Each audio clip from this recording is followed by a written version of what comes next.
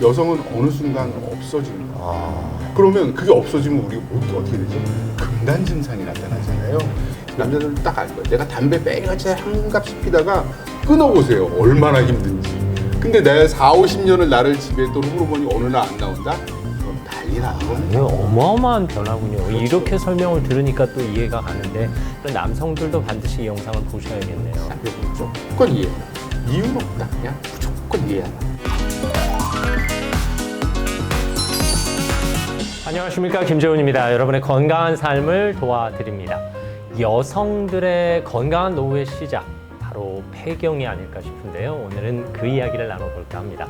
여러분이 좋아하시는 친근한 산부인과 전문의 황인철 교수와 함께합니다. 어서 오십시오. 네, 안녕하세요. 산부인과 전문의 황인철입니다. 네, 반갑습니다. 네.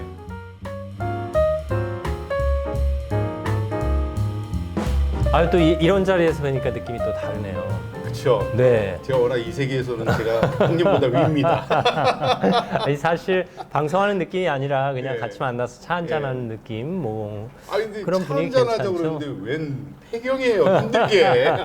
아니, 또 많은 분들이 관심이 있고 또 걱정들을 하시니까요. 네. 사실 남편 입장에서도 신경을 써야 하는 부분이고 또 여성 본인 입장에서는 당연히 관심을 갖고 주의를 기울여야 하는 시기가 아닐까 싶어요. 맞죠. 네. 왜냐하면 폐경이라는 시기가 인생의 반을 차지하니까 어떻게 보면 태어났을 때 내가 정말 그 기쁨과 함께 폐경도 똑같은 기쁨이 돼야 되는데 사실은 좀 반대 입장이에요. 네. 반환점을 돌면 꼬린이라는 거에 대해서 굉장히 좀 희망감 갖고 뛰어야 되는데 이 꼬린이라는 게 결국은 아니잖아요. 그렇죠. 끝이라는 네. 거니까 굉장히 우울한 얘기입니다. 그렇다고 해서 사실 인생의 종착역은 아닌 거잖아요. 인생의 종착역은 아니죠. 네. 그다음부터 내가 어떻게 꾸미냐에 따라서 끝이 더 아름다울 수도 있는 시기죠. 일종의 누구나 거쳐야 하는 정거장이 아닐까 싶기도 한데 네. 오히려 그 끝이라는 느낌이 폐경이라는 폐자에서 오는 게 아닌가 싶어요. 요즘은 완경이라는 표현도 많이 쓰시더라고요. 저도 이제 환자들 앞에서 완경을 많이 쓰는데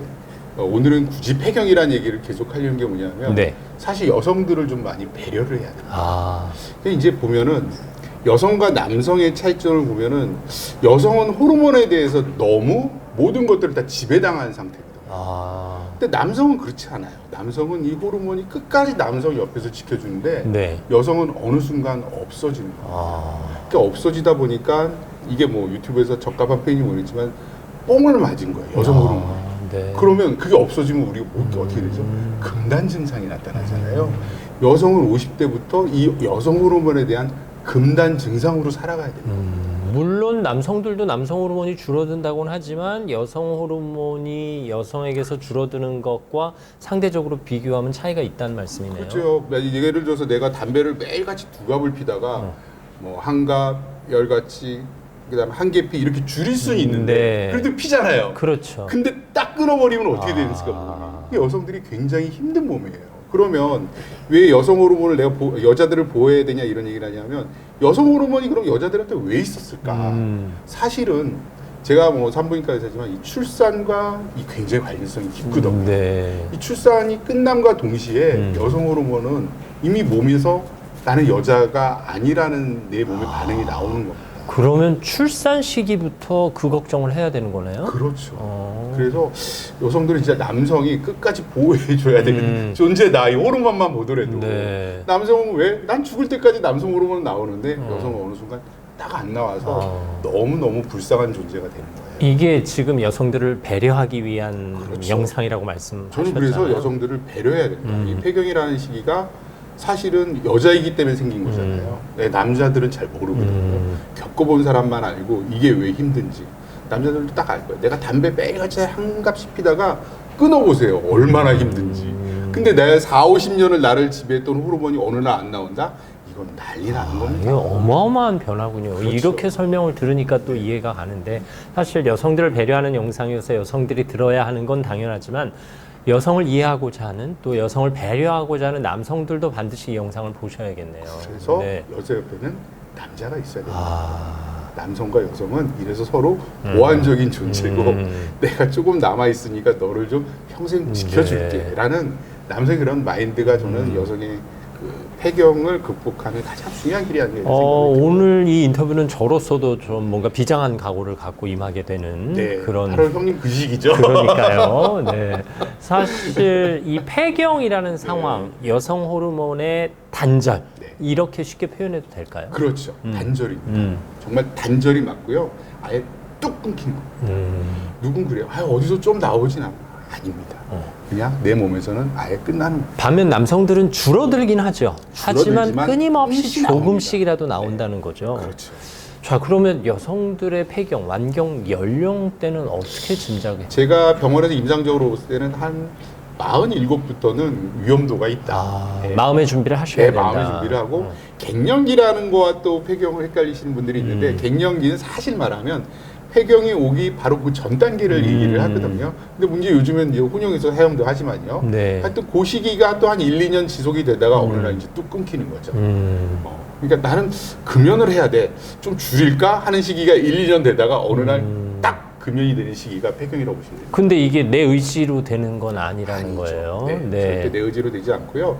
사실 얼마나 많은 사람들이 이 내가 폐경이 되는 시기를 늦추려고 노력을 했겠습니까? 근데 그게 안 되잖아요. 여성은요, 가임기와 폐경은요, 옛날에 신석기 시대 때도 똑같고 지금도 똑같습니다. 우리 수명은 옛날에 구석기 시대보다 얼마나 많이 늘어났겠어요. 그렇지만 여성이 임신하고 폐경하는 시기는 그 수만 년 전이나 지금이나 똑같다라는 게 문제인 겁니다. 사실 사람에 따라 폐경이 오는 연령대는 다르잖아요. 네. 40대 후반부터 그렇죠. 마음의 준비를 해서 심지어 뭐 50대 중반까지도 가는 경우도 있는데 네, 간혹 있죠. 이게 뭐 내가 건강하기 때문에 50대 중반이다 이런 개념은 아닌 거예요? 호르몬이라는 것은 내 몸을 다 머리부터 발끝까지 관리를 네. 하니까 내 몸의 건강이 결국은 건강한 호르몬을 만들 수는 있겠죠. 그렇지만 그 호르몬이 안 나오는 시기는 내가 병적인 거를 빼놓고는 대부분은 어느 정도 지켜져 있다. 저는 그렇게 봅니다. 건강하다고 장담할 수는 없는 그렇죠. 거고 네. 뭐 요즘 가속노화다 저속노화다 얘기를 하지만 이 폐경기를 늦추는 것도 인간으로 쉽게 도달할 수 있는 목표는 아닌 거네요. 그럼 형이 잘 말씀하실 때 가속노화, 저속노화 있지만 가속 폐경, 저속 폐경 얘기 못 들어봤죠. 그러니까요. 안 되는 겁니다. 그게 안 돼요. 네. 네. 우리 힘으로 안 되는 거기 때문에 그렇습니다. 사실 폐경을 준비하는 기간이 갱년기다 뭐 이렇게 표현해도 되는 거예요. 준비하는 기간입니다. 마음으로서 내가 이런 증상이 나오네. TV에서 봤던 증상들이 이제 내가 시작이 되는구나. 내가 오늘 왜 이렇게 아프지도 않은데 이렇게 힘들지? 라고 하면 한 번쯤 호르몬을 체크를 해보시는 것이 가장 좋습니다. 그러면 사실 폐경 이후에 갱년기를 겪는 여성도 있는 거 아닌가요? 그건 이제 우리가 아까도 얘기했지만 갱년기와 폐경을 혼용해서 하는 얘기고요. 네. 이 갱년기는 폐경 전에 1, 2년을 얘기하고 그 다음에 내가 호르몬이 안 나오는 그 시기부터 쭉 내가 생을 다할 때까지를 우리가 폐경의 시간이라고 보시면 됩니다. 자, 흔히 말하는 갱년기 증상이 시작됐습니다. 네. 그러면 호르몬 수치를 점검해라. 그렇죠. 일반 건강검진에서 우리가 호르몬 수치를 알 수 있는 건 아니죠. 네. 그래서 호르몬 수치는 우리가 FSH라는 수치를 우리가 측정을 하는데요. 이건 뭐냐면 머리에서 여성 호르몬을 만들어라 하는 수치입니다. 머리에서 나오겠죠. 자극하는 호르몬이에요. 그래서 난포를 자극하는 호르몬인데 내가 호르몬이 없으면 만들어 엄청나게 많이 올라오겠죠. 그 수치가. 그래서 그 수치가 일정 수치 넘어가면 당신은 호르몬이 부족합니다. 그래서 이 수치가 높습니다. 그래서 그 수치만 보더라도 거의 90% 이상은 진단을 할 수 있습니다. 오히려 그 수치가 높으면 호르몬이 부족하다는 뜻인 그렇죠. 거군요. 네, 만들어라 하는 수치입니다. 그러면 내 몸에 있는 호르몬의 정량을 수치화할 수는 없는 거예요? 그거는 사실은 알 수는 있는데 여성의 호르몬은 딱 정해져 있는 게 아니라 간 수치 같은 경우에는 거의 일정하거든요. 네네. 술을 안 먹으면. 근데 여성 호르몬은 흔히 말하는 배란을 겪고 그 다음에 우리가 월경을 하잖아요. 이거에 따라서 올라갔다 내려갔다 이렇게 웨이브를 탑니다. 그렇기 때문에 그 순간에 딱 시점을 보고는 우리가 정확하게 진단을 내기는 좀 어렵죠. 네. 그래서 머리에서 있는 자극 호르몬을 가지고 우리가 측정을 하는 겁니다. 자, 그럼 일반적인 증상을 따져보면 뭐 제 아내의 경우도 돌이켜보면 일단 많이 더워했고요. 네. 그리고 잠을 잘 못 잤어요. 그렇죠. 이게 가장 일반적인 증상? 네. 지금 제 증상이라고 보면 진짜 이게 땀을 많이 흘리시네. 제 이거 좀 뛰고 왔거든요. 네네네. 계속 땀이 나니까 사람이 굉장히 좀 위축이 됩니다. 어디 가서 그래도 여성분들 같은 경우에는 화장도 하고 내가 이렇게 이쁘게 하고 나가는데 땀이 나니까 어쩔 수가 없죠. 그래서 땀이 나면서 굉장히 기분이 짜증이 나죠. 야, 이거 이래서 꼭 나가야 돼? 집에만 있게 되죠. 그러면서 심장도 두근두근 하면서 또 밤에 잠이 안 옵니다. 그러니까 남편과의 트러블이 굉장히 많아요. 폐경 전에는 남편이 저렇게까지 코를 고는 줄은 몰랐는데 내가 깨 있으니까 저 사람이 저 정도였어? 화가 나고 짜증이 나고 이런 시기가 바로 온다 그러면 내가 이제 갱년기구나 한번 판단해 보시는 게 제일 좋은 게 이게 거의 한 80-90% 겪는 증상 중에 하나니까 이런 증상 한번 체크해 보시는 게 사실 제 아내도 잠 못 드는 밤에 제가 옆에서 코를 골고 있으면 그렇게 화가 난다고 하더라고요. 그럼 듣고 보세요. 아니요, 저는 코를 골지 않는 걸로 알고 있었는데 제가 과도하게 피곤한 날은 코를 고나 봐요. 네. 그러면 어떻게 저 사람은 저렇게 잘 자지? 하는 생각을 한다는 거예요. 그래서 요즘 각방 쓰는 부분도 굉장히 네. 많고요. 그래서 그게 나쁘다는 생각은 안 해요. 서로 간에 내가 그래도 잠시라도 남편의 영향을 받지 않고 한두 시간이라도 푹 잘 수 있다면 네. 저는 그것도 되게 좋다라고 생각을 하고요.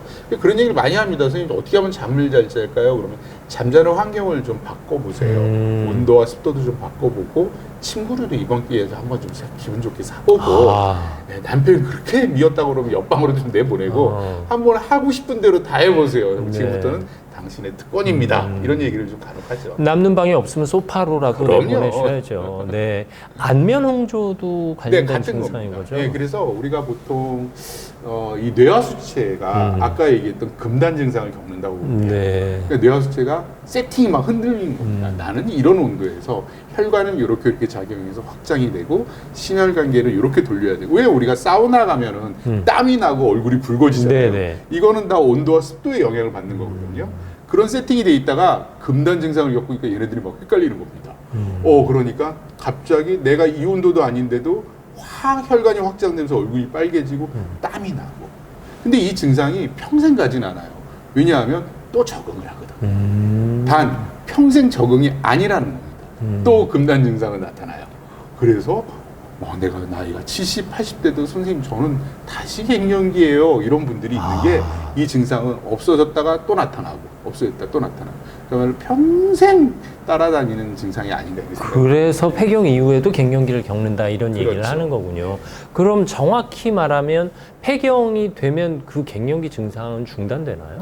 아니죠. 그걸 계속 올 수 있고요. 아까도 얘기했지만 굳이 폐경이라고 하는 거는 그냥 내가 생리가 끝나는 시점을 얘기를 하는 거고 사회적으로 이야기하는 갱년기다라고 하는 건 증상을 좀 얘기를 좀 많이 하죠. 네. 시기를 보면 폐경, 그다음 증상을 보면 갱년기 이렇게 이해하시면 됩니다. 그렇다고 갱년기가 뭐 몇 월 며칠에 시작해서 몇 월 며칠에 끝났다 이런 개념은 아닌 거잖아요. 얼마나 좋겠어요. 그러니까요. 그냥 그 시즌이 흘러가는 그러니까요. 거죠. 예. 그러면 말씀하신 이 모든 증상이 누구나 동시에 다 나타나나요? 아니면 선별적으로 나타나나요? 교과서에 보면 80%는 증상을 다 겪는다고 그러고요. 네. 안 겪는 1-20%도 내가 심하진 않을 뿐이지 나도 모르는 증상들이 어느 정도는 있다고 봅니다. 그래서 우리가 여성 호르몬의 이러한 중단으로 인한 이러한 증상들은 대부분의 여성들이 다 겪는다라고 보시면 됩니다. 그러면 이 시기에 특정 여성 질환의 발병 확률이 높거나 뭐 이런 경우도 있어요? 아무래도 이 여성 호르몬이 그냥 단순하게 내가 뭐 얼굴이나 피부나 이런 데 관여하는 게 아니라 우리 가장 중요한 심혈관계, 그 다음에 뼈. 사실 많은 사람들이 내가 100세 아니면 평생 살 수 있는 방법이 뭘까? 그럼 딱 두 가지만 인간이 지키면 됩니다. 내가 걸어 다닐 수 있는 뼈, 그러니까 무너지지 않는 뼈죠. 네네. 그리고 평생 돌아가는 혈액. 이 두 가지만 있으면요, 인간은 죽지 않아요. 그래요? 예. 왜냐하면 이 혈액이 돌고 걸을 수 있다라는 건 되거든요. 근데 여기에 관여하는 게 여성 호르몬이거든요. 안타깝게도. 그래서 제일 무서운 게 결국은 골다공증이고요. 심혈관과 관련된 예를 들어 고지혈증이나 그 이후로는 심근경색, 뇌졸중 이런 심혈관계 질환이 굉장히 많이 늘어납니다. 이 통계적으로 보더라도요, 이 고혈압이나 이 심혈관계는 50대까지는 남성이 월등히 높다가 50대부터는 완전히 역전이 돼서 여성분들이 굉장히 많습니다. 그래서 병원에 오면 아니 저렇게 마르고 저렇게 운동도 열심히 하는데 혈압이 이렇게 높으시네요, 콜레스테롤이 높으시네요 라고 하면 대부분은 다 이 갱년기 완경과 관련된 증상들이에요. 사실 그래서 이게 또 치료하기도 어렵습니다. 우리가 원인을 알면, 예를 들어서 내가 술을 많이 먹고 내 생활이 불규칙하다면 그걸 고치면 돌아오는데 이 갱년기는 참 고치기가 힘들거든요. 그래서 평생 고생하시는 분들도 많죠. 그러면 갱년기 증상이 나타났다. 이 네. 증상을 완화시키기 위해서 말씀하신 질환들을 경험하지 않기 위해서 내가 뭐 조치를 취할 수 있는 건 없어요? 뭐 영양소를 공급한다든가.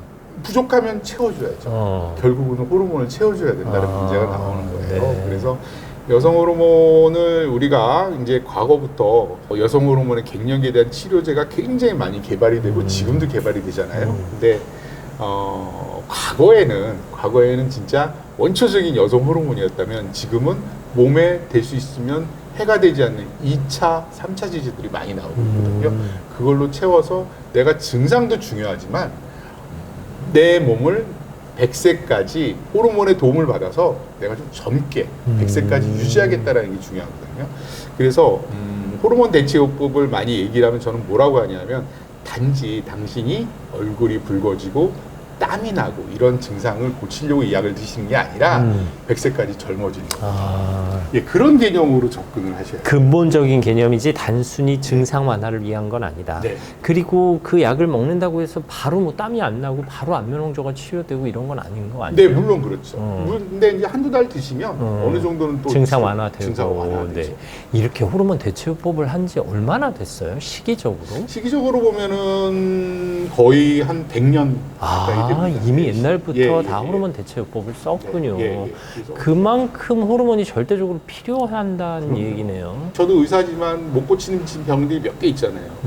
머리 빠지는 거, 네네. 폐경. 네. 사실 여드름도 불치병이에요. 여드름도 그래요? 우리가 어떻게 할 수 없잖아요. 하긴 뭐 그냥 짜잖아요. 증상을 조금 네, 완화시킬 이런 뿐이지. 것들. 이런 것들이 보면은 굉장히 원초적인 질병인데도 불구하고 우리가 극복하지 못하는 것들이거든요. 예, 여기 마찬가지입니다. 이 폐경도 아니 지구의 전 인구의 반이 겪는 증상인데 이거를 해결을 못 하고 있잖아요. 그렇기 때문에 많은 노력을 하고 지금도 좋은 약들이 아마 개발이 되고 있을 겁니다. 그 부작용은 저는 그닥 크게 신경을 안 써요. 오히려. 네. 네. 예를 들어서 그게 정말 유방암을 많이 먹으니까 이걸 많이 먹어서 그렇게 안 좋다면서요? 라고 하는 것보다는 드실 때의 이점이 너무너무 이롭습니다. 저는 여기 올 때 제가 차를 몰고 왔거든요. 네네. 아니 이거 교통사고 날까봐 차를 몰까? 라는 고민이 우리가 안 하고 살잖아요. 사실 매일 교통사고는 일어남에도 맞아. 불구하고. 하지만 이로움이 많기 때문에 네. 그게 경고는 위험성은 있죠. 예, 내가 교통사고 난 것처럼 유방암의 위험성은 있죠. 그렇지만 우리가 통계적으로 봤을 때는 극히 미미하다. 예, 그래서 크게 무시할 정도가 되니까 걱정은 안 하셔도 되는데 단 위험도가 높은 분들은 있다. 다른들보다 월등히 높은 사람. 네. 예를 들어서 내 차가 너무 낡아서 사고가 날고 그렇죠, 차를 바꿔야 그렇죠. 되잖아요. 네. 이런 위험도가 있는 것처럼 내가 유방암에 걸릴 어떤 유전적인 원인이 있다든지 비만이나 과거에 내가 출산력 이런 것들을 모조리 봤을 때 아니면 뭐 유전 우리가 뭐 브라카진이라든지 여러 가지 요즘 검사를 하잖아요. 이런 분들은 조금은 좀 고민을 해봐야 된다는 거죠. 그래도 약은 좀 부담스럽다 하시는 분들 뭐 운동으로 뭐 어떻게 해결할 수는 없어요? 네, 운동은 근데 사실은 여성 호르몬을 대체하기에는 없이 부족하고 네. 사실 우리가 갱년기를 치료할 때는 육체적인 것도 중요하지만 정신적인 것도 발휘되거든요. 제가 아까 서두에 얘기했지만 여성분들은 굉장히 위축이 되고 나가기도 힘들고 그 다음에 이 시기 자체가 사회적으로는 어떻게 보면 아이들이 다 떠나는 시기고 굉장히 외로운 시기잖아요. 그 50대라는 맞습니다. 게. 그래서 우리가 흔히 말하는 빈둥지 증후군 이런 얘기도 많이 하는데 이럴 때 내가 운동이라고 하는 거는 커다란 정신적인 거를 극복하는 거에는 도움이 될 수가 있겠죠. 그렇지만 의학적으로 봤을 때 운동을 많이 해서 호르몬이 나온다. 그거는 아니야. 그러니까 그 순간에 심리적 요인을 해결하기 위한 하나의 수단은 될 수 있어도 근본적인 해결은 안 된다. 그러면 뭐 요리 잘하시고 음식 좋아하시니까 먹는 걸로 해결할 수 있는 부분도 없어요. 예를 들어서 콩을 먹으면 이소플라본과 같은 여성 호르몬과 대체된 식물성 호르몬이라고 그러죠. 아. 예, 그런 것들이 도움을 줘서 괜찮다고 하지만 굉장히 미미합니다. 아, 그건 또. 예, 그래서 우리가 보통 호르몬도 처음에는 동물, 돼지나 여기에서 네. 호르몬을 해갖고 대체요법 시작을 했거든요. 근데 되게 미미하긴 해요. 도움이 될 수 있을지언정 근본적인 해결 원인은 되지 않습니다. 그래서 참 어려운 얘기예요. 이 얘기를 제가 개발을 했으면 제가 노벨상을 받았겠죠. 네, 그만큼 아직 극복되지 않는 게 갱년기의 치료가. 그래도 여전히 호르몬 대체요법을 쓰지 않는 분들이 더 많으실 거 아니에요? 그러면 요즘의 질환이란 추세가 일찍 발견되면 암도 암이 아니잖아요. 대부분 완치가 되는 것들이 많은데 어느 게 무서우냐? 나는 건강하니까 병원에 안 가. 나는 이렇게 잘 먹고 이렇게 운동을 하는데 내가 왜 병에 걸려? 나는 병원에 갈 일이 없어. 이런 분들이 무섭습니다. 그래서 혹시 지금 유튜브로 보시는 많은 시청자분들이 계시면은 호르몬 대체요법 특별한 거 없으면 하세요. 그리고 조금의 긴장감을 가지고 의사와 2달, 3달 정도 매번 보시면 어떤 일이 생기냐. 저도 이제 그런 환자가 많은데 이런 얘기만 하다가 수다 떨다 보면 내가 아픈 얘기 다 하거든요. 선생님 제가 호르몬제를 먹었는데 요즘에 이렇게 등이 뻐근해요. 아니면 어디가 아파요? 그럼 내시경 한번 받아보셨나요? 아니 안 해보셨나요? 한번 해보세요. 제가 이래서 병원에 협진을 넣어드릴게요. 네. 아니면 이 병원에 해봅시다. 그러면 내가 호르몬과 관련 없는 다른 병도 일찍 발견할 수 있습니다. 그러니까 이거는 내가 생각 먹기에 나름이지 단지 나는 호르몬 때문에 유방암에 걸려. 나는 호르몬이 나를 아니에요. 그래서 드십시오. 저는 드시라고. 그 불확실한 미래에 대해서 뭔가 긍정적인 기대감으로 임하는 게 맞다. 이런 그렇죠. 말씀이시죠. 어쨌든 먹는 약인 거죠. 이게 주사로도 단번에 해결할 수 있나요? 이게 먹는 약이 있고 바르는 약이 있고. 네. 네. 그래서 바르는 약과 같은 경우도 각각의 적응증이 있어요. 네, 그래서 이게 제제가 여성 호르몬인 에스트로겐이냐 아니면 황체 호르몬인 프로제스테론과 복합이 되느냐에 따라서 바를 수도 있고 먹을 수도 있고 여러 가지가 있으니까 그거는 이제 의사와 상담하시면 될 것 같습니다. 한 번 시작하면 평생? 저는 보통 우리 호르몬 대체요법을 지금은 이제 세계에서 보면 65세까지는 우리가 큰 무리 없이는 하라고 그러거든요. 그럼 60에서 65세부터는 의사와 상담하면서 더 이걸 진행할 건가 아니면 이러이러해서 다른 문제가 생겼으니까 중단하고 다른 방법으로 가봅시다라고 하는 경우도 있거든요. 그래서 그거는 이제 의사와 상의하시면 되고요. 내가 평생 이 약을 먹을까라고 고민하지 마시고요. 만약에 지금을 드신다면 10년 후에는요, 여러분들 한 번 먹고 평생 안 먹어도 되는 약이 나올 수도 있어요. 언젠가. 그러니까 왜 이 약이 내가 평생 먹을 거라는 생각을 하지 마시고요. 지금 당시에 이 시기에 가장 나에게 맞는 게 무엇일까? 의사한테 상담하시고 최적의 약을 찾은다면 하면 그게 바로 건강을 찾지 않나. 그런 거 물어보라고 의사 선생님이 계신 거죠? 그렇죠. 네. 이게 사실 폐경 시작되면서 이제 바로 호르몬 대체요법을 하신 분도 있지만 한동안 안 하고 잘 버티셨단 말이에요. 중간 이후에 호르몬 대체요법을 시행해도 큰 문제는 없나요? 네, 그래도 요즘에는 상관은 없는데요. 자, 그러면 이게 내가 이득이 될 것인가 아니면 실이 될 것인가 따져봐야 돼요. 그러니까 여성 호르몬이 심혈관계 쪽에서는 초기에는 도움이 되지만 65세부터는 오히려 또 안 좋아질 수도 있어요. 그래요? 네, 그래서 요거는 몸 건강 상태에 따라서 체크를 해보는 게 중요하고요.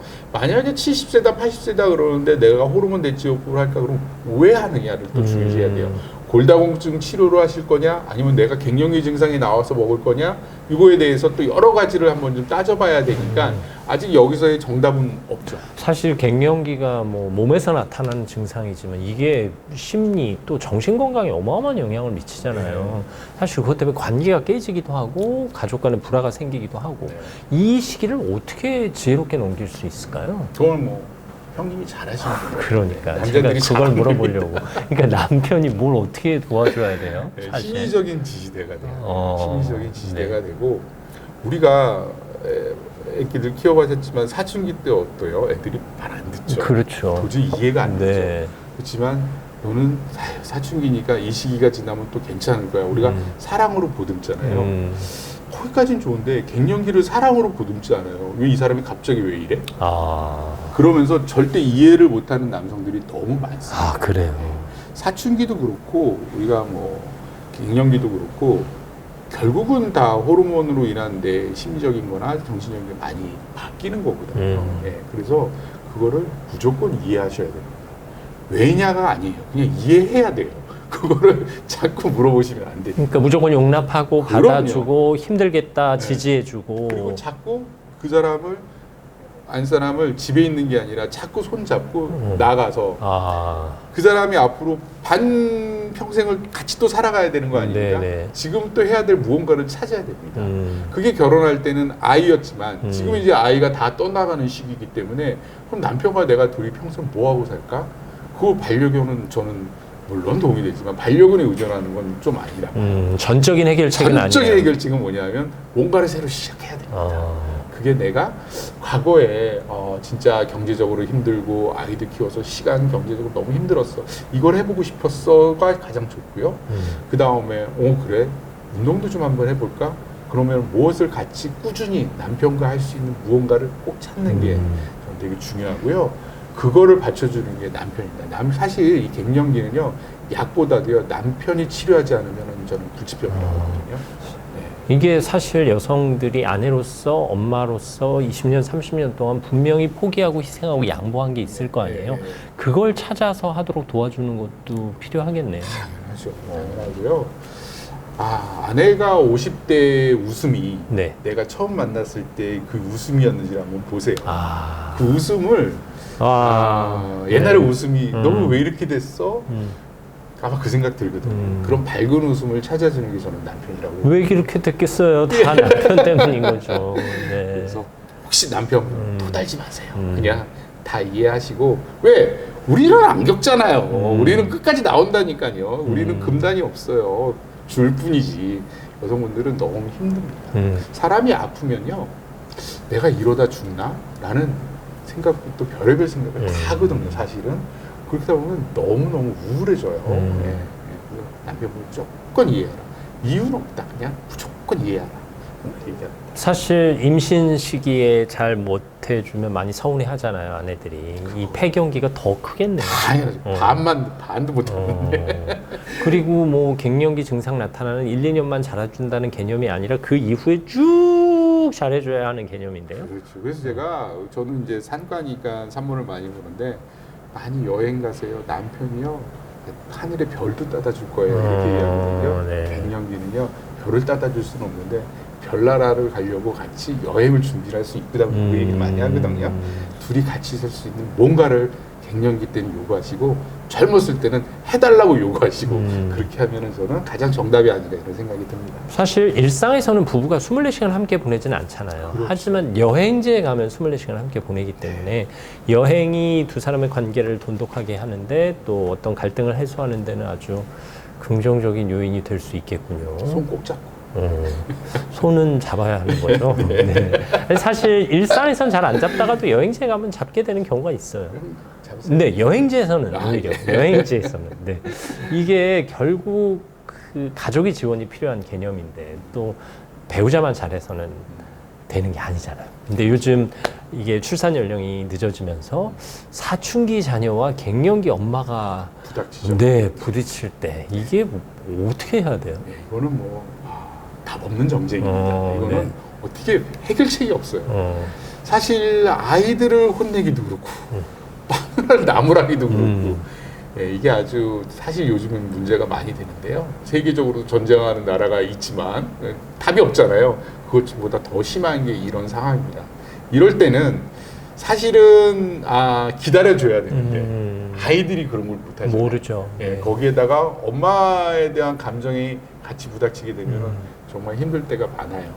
그럴 때는 저희 집도 간혹 그러거든요. 그럴 때는 그냥 밥을 먹습니다. 네. 따뜻한 밥을. 아유, 그것도 뭐 아빠가 해주는 음식으로 먹으면 예. 뭐 이댁은 뭐 요리사가 있으시니까. 의외로 답은 편할 수 있어요. 네. 뭔가가 가족을 느낄 수 있는 게 뭘까? 예, 저희 집은 뭐 밥을 택했지만 그게 또 여행이 될 수도 있고 영화를 볼 수도 있고 하는데 가족과 아무 얘기도 안 하고 뭔가 할 수 있는 뭐가 있지 않을까? 참 어려운 얘기예요. 네. 그런데 이제 저희 경우를 통해서 저희 밥을 먹습니다. 그러니까 여성들이 얼마나 힘들지를 저희가 공감하기 위해서 좀 짐작해 본 건데요. 네. 어떻게 보면 내 한 몸 가누기도 힘든데 남편과의 갈등, 또 사춘기 자녀와의 갈등, 또 병중에 계신 부모님과의 갈등까지 겹치면 정말 한도 끝도 없는 고통의 순간입니다. 하지만 이 순간도 곧 지나간다라고 생각해도 될까요? 네, 이 시간도 지나가고요. 네. 오히려 내일은 더 아름다울 거라는 희망을 가져야죠.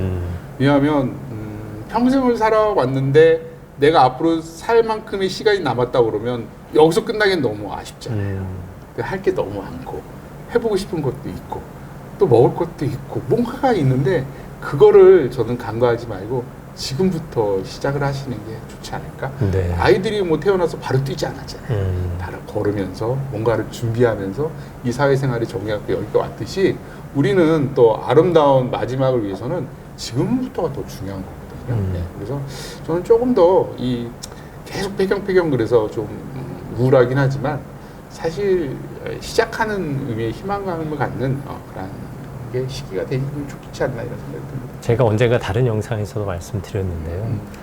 제가 이제 퇴직을 경험하면서 네. 포르투갈 포르투의 멋진 노을 영상을 직관했습니다. 해가 떨어진다고 바로 캄캄해지는 거 아니더라고요.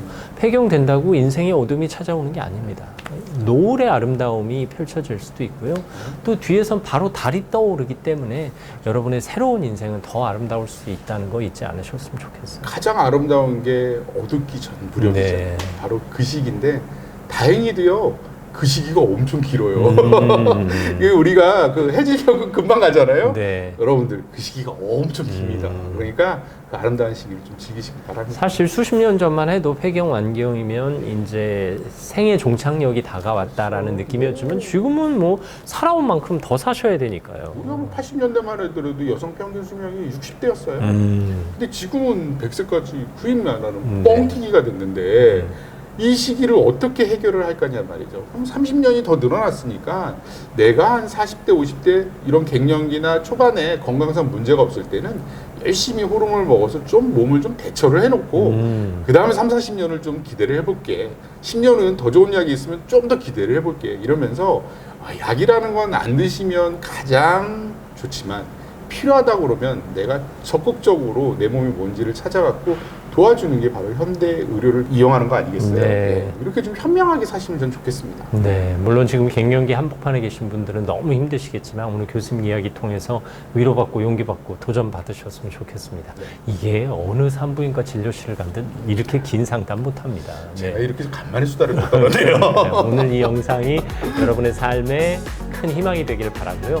특히 이 영상을 지켜보신 남편 여러분께서는 어떻게 도와줘야 하는지 절실히 깨닫고 지금 이 시간 이후 전화 한 통화부터 문자 한 통부터 따뜻하고 세심하고 배려 있게 행동하셨으면 좋겠습니다. 사랑에 대한 얘기 한번 해보세요. 아직도 수술하시는 분 같아요. 쉽지 않아요. 네. 제가 기억하는 건 미역국 열심히 먹어라, 씻지 말아라, 뭐 바람 쐬지 말아라. 사료조리를 잘못하셨네. 너무 미역국에 집중하지 마라. 깨끗이 씻어라. 그 다음에 조기보행, 산책. 그때만 해도 움직이지 말고 한 달은 그렇죠. 누워있어라. 완전 개념이 바뀌었죠. 안녕하십니까, 김재훈입니다. 여러분의 건강한 삶을 도와드립니다. 이 세상에서 가장 소중한 존재는 누굴까요? 엄마다. 아마 모두 동의하실 겁니다. 그러면 가장 소중한 순간은 언제일까요? 엄마가 바로 엄마가 되는 순간이 아닐까요? 오늘 그 순간에 대해서 이야기 나눠볼까 합니다. 산부인과 전문의 황인철 교수와 함께하겠습니다. 어서 오십시오. 네, 안녕하세요. 산부인과 전문의 황인철입니다. 이 세상에서 가장 소중한 존재는 엄마다. 동의하십니까? 네, 맞습니다. 네. 그러면 소중한 순간은 엄마가 되는 순간이다. 이렇게 얘기해도 될까요? 100번 또 동감합니다. 네. 사실 처음 엄마가 되는 순간은 참 엄마로서는 힘드실 것 같은데. 어때요? 그 본인 겪어보셨잖아요. 네, 저는 그 광경을 목도했죠. 예. 근데 이제 30년 가까이 되다 보니까 어느덧 다 잊었습니다. 저는 한 달에도 한 3, 40번을 보니까. 그러니까요. 아우 뭐 정말 흔히 말하는 극본 없는 드라마. 네. 아주 정말 감동적입니다. 사실 엄마가 되는 순간 많은 여성들이 짐작을 하고 예측을 하지만 두렵고 떨리고 또 동시에 설레는 순간이기도 하겠죠. 오히려요. 네. 고마워. 엄마한테 고마워. 그래요. 많이 우세요. 엄마가 이렇게 힘들게 나를 낳구나. 그때 그거를 정말 많이 깨닫는 거예요. 그러면서 저는 이제 엄마한테 먼저 전화도 해보시라고 얘기를 하거든요. 전화하면서 아무 말 없이면 우세요. 네, 아주 감동적이에요. 네. 사실 얼마 전에 이제 산부인과 의국을 중심으로 한 드라마가 있었잖아요. 네. 그래서 이제 많은 분들이 그 감격, 그 감동 함께 하셨는데 그 드라마를 혹시 보셨어요? 저는 못 보겠습니다. 네. 또 일하는 것 같아서. 그럴 수 있죠. 사실 산부인과 의사 선생님들은 어떻게 보면 생명 탄생이라는 가장 고귀한 순간을 목도하는 너무나 신성한 직업이 아닐까 싶어요. 어떻게 보면 산부인과를 가장 고귀하다 뭐 이런 거는 잘 꾸며진 얘기고요. 네. 여러 직업이 있지만 저는 그래도 사명감. 이 사명감을 나한테 줬구나. 이게 욕심이 생기더라고요. 내가 실수를 하면 안 되겠다라는 한 긴박감과 긴장감이 계속 나를 이끄는 거예요. 네. 그거는 무엇보다도 나를 계속 채찍질을 하거든요. 예, 지금 이 순간에도 그렇습니다. 좀 전화기로 전화가 올까 안 올까 항상 고민하면서 지금 50 이상 이렇게 살다 보니까 이제는 여기에 중독이 된 것 같아요. 이게 없으니까 사는 게 사는 것 같지 않더라고요. 오히려. 예, 못 빠져나가. 네. 하지만 근데 또 포기한 것도 맞습니다. 그런 아이의 울음소리가 다른 사람의 아픈 신음소리보다는 저에게 너무도 좋았기 때문에 저는 아이 울음소리를 사랑하기 때문에 산부인과를 했습니다. 사실 많은 산과 선생님들이 그렇게 얘기하시는데 이게 또 드라마만 봐도 보통 힘든 일이 아니더라고요. 그렇죠. 일단 시간 예측이 안 되니까 그리고 또 응급 상황도 적지 않으니까요. 옛날에 착각하는 시기에 있었잖아요. 네네. 저는 그 시계를 이게 버리고 싶더라고요. 맨날 네. 이 잠을 못 자니까 이거 좀 알람이 또 저를 너무 힘들게 하긴 한데 하여튼 이 시간과 당직과 잠과 이 사이에서 항상 줄타면서 사는 것 같아요. 자, 어떻게 보면 가장 고귀한 순간이지만 사실 산모 입장에서는 정말 힘들어 죽겠는 그런 시간이잖아요. 이게 출산 직후, 사실 임신 직후의 몸의 변화에 적응할 만하니까 이제 출산이라는 시기를 경험하는 그렇죠. 거란 말입니다. 너무 힘들죠. 사실 제가 늘 보고 곁에 저 이걸 관찰을 해도 저는 잘 몰라요. 왜냐하면 애를 낳아본 적이 없기 때문에. 그러니까 그분을 이해할 뿐이지 얼마나 많은 고통인지는 사실 상상하기가 힘듭니다. 그 정도로 남자들은 잘 몰라요. 네. 내가 이 태동이 뭔지, 입덧이 뭔지, 출산의 고통이 뭔지 아무것도 모르는데 그냥 옆에서 힘들지 하는 거거든요. 그러니까요. 의사도 마찬가지입니다. 예, 힘들지 하는데 단 정말 많이 아프다는 건 압니다. 그래도 또 하나 알 수 있는 건 뭐냐면 모든 분들이 그 아픔을 이겨낼 수 있다는 것도 저는 알거든요. 예, 그래서 참 이 고통이라는 게 나을 수 있는 고통 아니면 내가 이 고통만 지나면 어느 정도 커다란 선물이 주어지잖아요. 그 아이 때문에 엄마는 결국은 고통을 겪을 수 있지 않을까. 질환은 그렇지 않잖아요. 질환은 사실 완쾌라는 게 물론 우리 가벼운 질환은 완쾌가 있지만 그런 아픈 고통을 겪는 질환들은 완쾌가 사실 없거든요. 좀 나아지기 위한 희망만 있을 뿐이지. 근데 출산은 그렇지 않은 것 같아요. 그래서 엄마가 대단하고 결국 엄마를 이길 수 있는 건 아이의 힘이다.